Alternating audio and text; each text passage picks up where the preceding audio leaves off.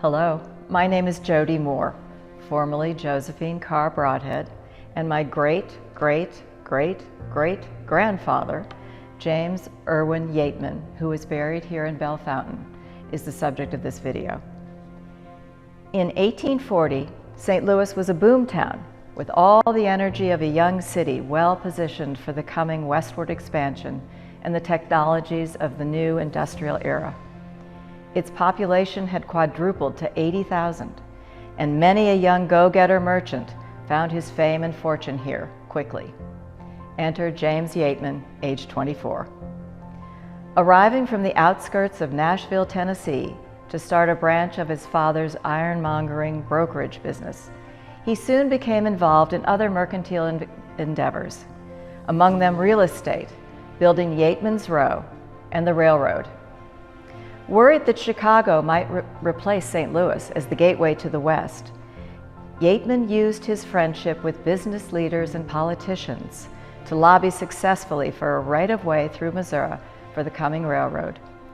Once Congress granted this petition, he became an incorporator of the Missouri Pacific Railroad, more fondly known as the MOPAC, thus ensuring St. Louis's place as a transportation hub in the Great Rush West. In 1850, he joined in establishing the Merchants National Bank, becoming its president, a position he retained for 35 years, simultaneously leading it to greatness while using it as a platform for his philanthropic endeavors. It was during this period of his life that he became friends and colleagues with other eminent St. Louis intellectuals, businessmen, and politicians of his age: William Greenleaf Eliot, Henry Shaw, Thomas Allen, Henry Bacon, James Eads, and Joseph Charles, the likes of whom assisted him in his business and philanthropic endeavors. It is these philanthropic efforts for which Yateman is most celebrated. In 1845, he led a group of merchants in founding a mercantile library, quote, where young men could pass their evenings agreeably and profitably, and thus be protected from the many temptations to folly and vice, end quote. In 1846, the Mercantile Library, with Yateman as its first president, opened in rented space with 1,500 donated books and a copy of a couple of newspapers. 9 years later, the library occupied its own building and became the literary and cultural center of St. Louis, with space available to rent on the first floor, books on the second floor, and a 2,000-seat lecture hall on the third floor that hosted speakers the likes of Mark Twain, Susan B. Anthony, Ralph Waldo Emerson, Thomas Hart Benton, and William Makepeace Thackeray.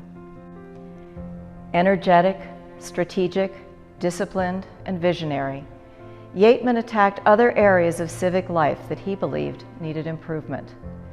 He was on the founding board of Washington University, helping to raise needed funds and donating, quote, a superior equatorial telescope, now called the Yateman Telescope in Crow Hall Observatory. He was also a founding member of the St. Louis Philharmonic Society and the Provident Association to Aid the Poor. On the first advisory board of the St. Louis Children's Hospital, as well as serving in leadership positions on the boards of a hospital for the mentally ill, the Asylum for the Blind, the St. Louis Medical College, and the Eye and Ear Infirmary. After the Civil War, he founded an African-American orphanage known today as the Annie Malone Children's Home, and helped finance Lincoln University, a land-grant college in Jefferson City, Missouri, open to all men, black and white. Perhaps because his first wife, Angelica Thompson Yateman, died in the cholera epidemic of 1849, he was asked to join the push for a rural cemetery. He became the founding president of Bellefontaine Cemetery Association and personally traveled east to benchmark landscape architects. Arguably, Yateman's most famous undertaking, and certainly his most grueling, was his response in 1861 to General John C. Fremont's call to establish the Western Sanitary Commission. Headquartered in St. Louis, Fremont was in charge of the Western Department of the Civil War and recognized the dire need for surgical doctors and nurses, battlefield hospitals, transportation for the wounded, supply chains for food and supplies, drainage ditches for sewage, and care for refugees and freed slaves. Fremont tapped Yateman to head up this enormous human and logistics problem.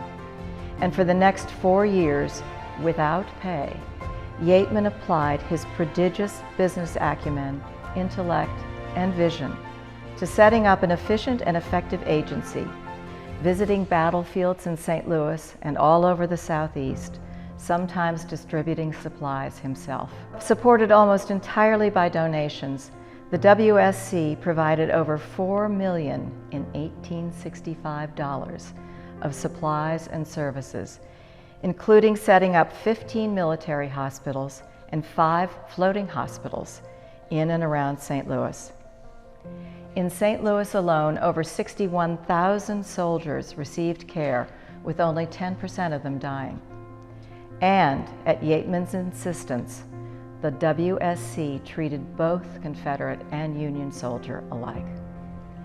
In the wake of Union victories were thousands of freed slaves with no means of support. Yateman directed the WSC to send medical care and supplies, teachers, food, and clothing to the aid of these freedmen, whom he properly recognized as, quote, wards of the nation.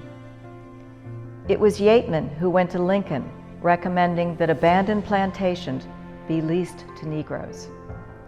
In St. Louis, the WSC gave the Ladies Freedmen Relief Association $1,000 a month to set up 9 schools. And as I mentioned before, Yateman founded homes for soldiers and their children, as well as separate orphanages for both white and African American children. So passionate was he about the plight of these freed slaves that he went to Lincoln yet again, recommending the creation of a federal Freedmen's Bureau to address the overwhelming economic and social needs of the 4 million slaves freed by the Civil War. Not only did Lincoln heed this recommendation, but he asked Yateman to head the new bureau. It seems for the first time my great-great-great-great-grandfather had learned to say no. I am told he refused Lincoln because the Freedmen's Bureau was to be housed under the umbrella of the War Department, and Yateman had firmly opposed the war. All of this before he was 50.